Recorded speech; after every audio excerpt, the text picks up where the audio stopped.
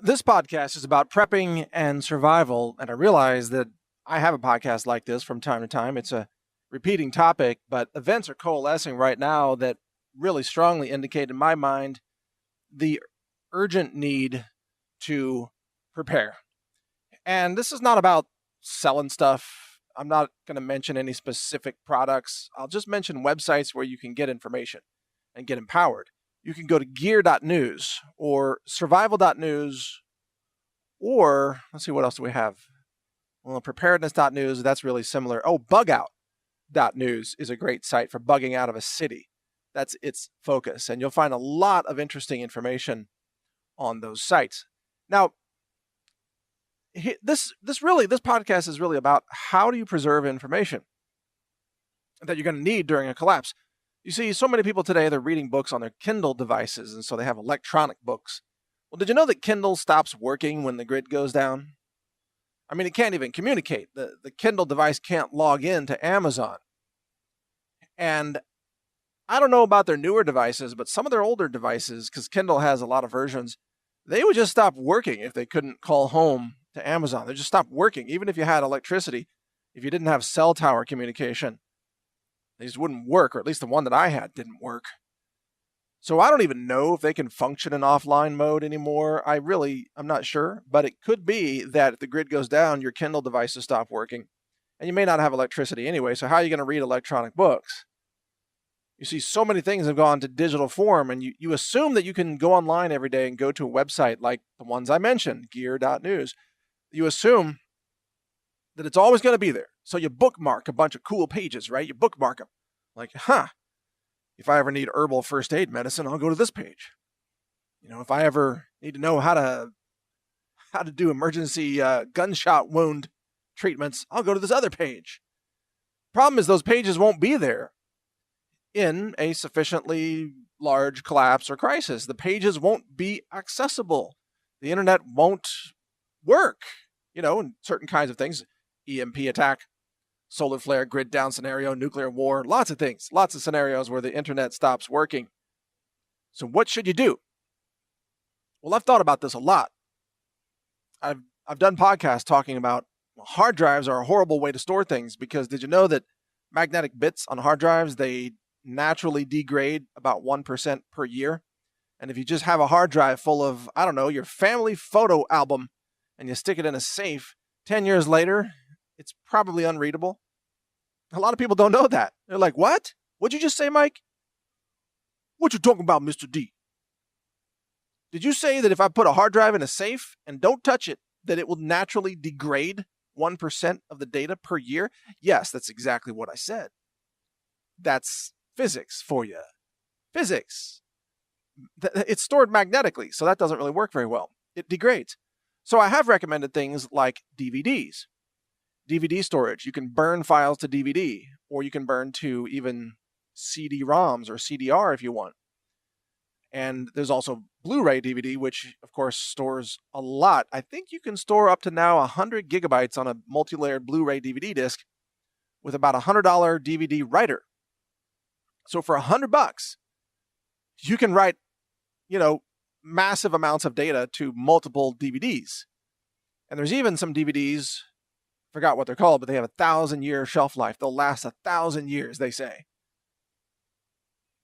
Even the regular DVDs should last 100 years, no problem. So that's a good way to archive a lot of information, and it's immune to flooding. You can drop DVDs into water.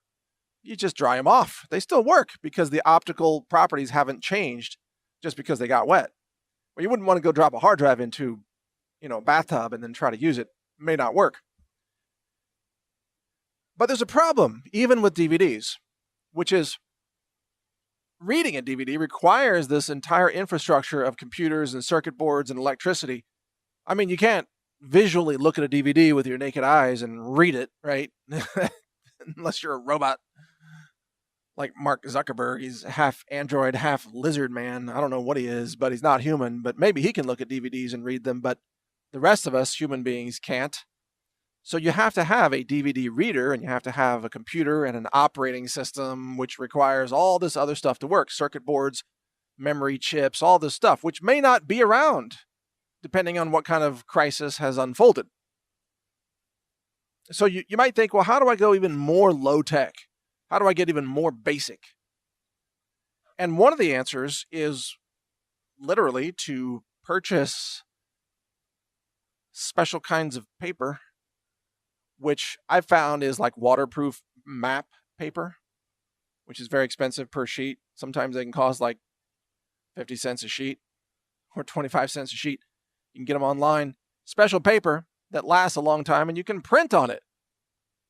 And then you can literally, just physically save and archive a bunch of printed pages full of material. So that's one way. It turns out that paper has acid in it, and paper decays. And if you've got books on your shelf from 20 years ago that you never read, because we all do, by the way, you notice that the pages have all yellowed. And if you really go online and search for how do you preserve books, you get into all this museum technology and the Smithsonian, and they actually haven't figured out a great way to preserve books yet. Books printed on acid paper, which is what most books are printed on, they degrade. So even books, physical books, aren't actually a good way to preserve information. But you can print on special paper.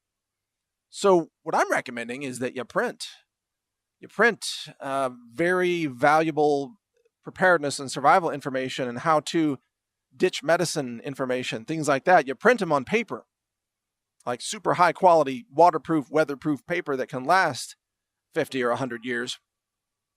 And I was thinking there's a great business opportunity for somebody out there to collect all this amazing preparedness information on medicine and food and how to defend yourself and how to repair things and all this stuff, and put it in a book, like a binder, that's all printed on this super special paper that can last 100 years, and sell that as kind of like an info arc, like an arc of important information that can save your life. And you can stick this on a shelf, and as long as you don't burn your house down or have it flooded or something, then this will last 100 years. That's kind of a cool concept. I don't know if people will buy that because it might cost $99 or something.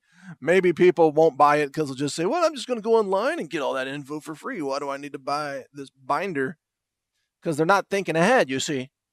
So maybe there isn't a market for that. I don't know. I'm just saying it's an intriguing business idea.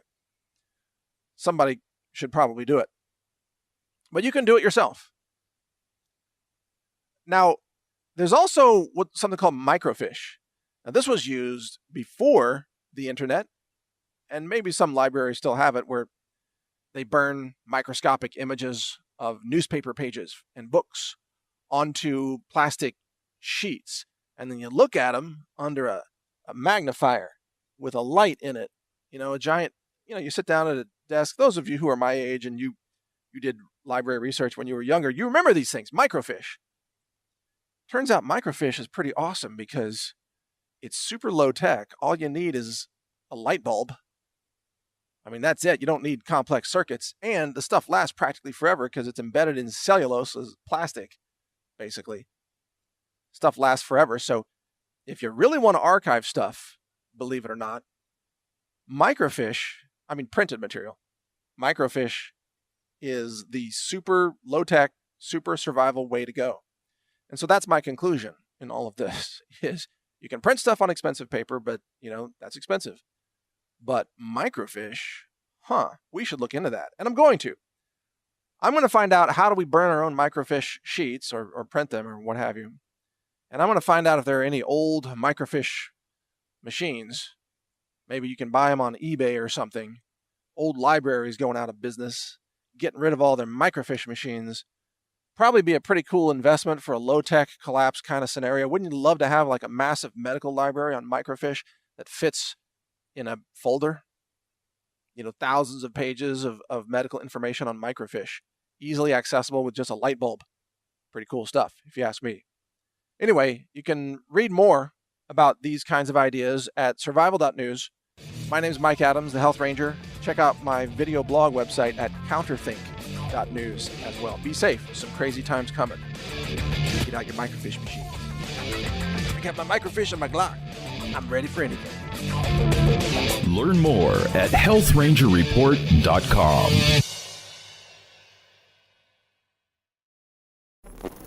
Thank you for watching. If you want to support our mission, visit us at healthrangerstore.com for the world's largest selection of lab-verified superfood and nutritional products for healthy living. It's at healthrangerstore.com.